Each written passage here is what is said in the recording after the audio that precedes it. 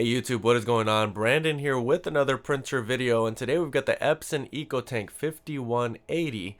And what I'm going to be showing you how to do in this video is I'm going to be showing you how to replace the maintenance box on this printer. Now, replacing the maintenance box is very important because a lot of junk and discarded ink goes into the maintenance box over time. If you're new to this channel, welcome.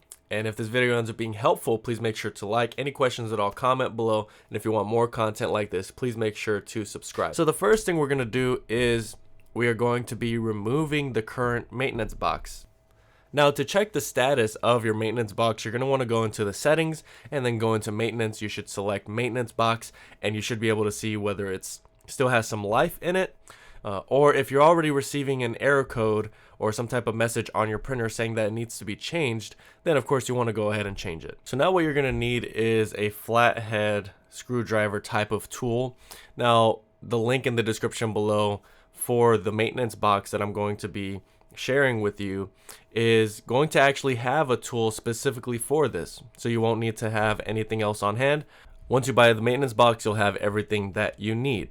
So the position that the maintenance box is on this 5180 is when you turn it back and the back is facing you, it's on your left hand side. And so there's going to be a little panel with a little screw there, and that is what we're currently still working on getting off. So once that one screw is removed, you can now remove the panel, and this panel is holding the maintenance box. So once this is removed, you can then remove the maintenance box. Maintenance box is very easy to remove. All you're going to do is slide it out to the left horizontally, and it should come sliding right out.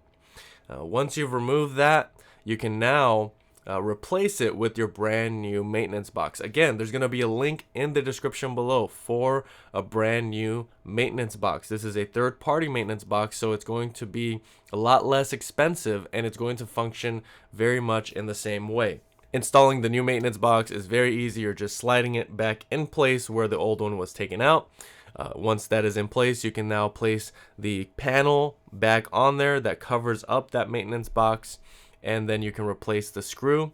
And that is all you really have to do here. That's all it takes to replace your maintenance box. It seems like a stressful thing. It seems like it's going to be this additional thing that now you need to buy a new printer because of it, but you don't need to do that.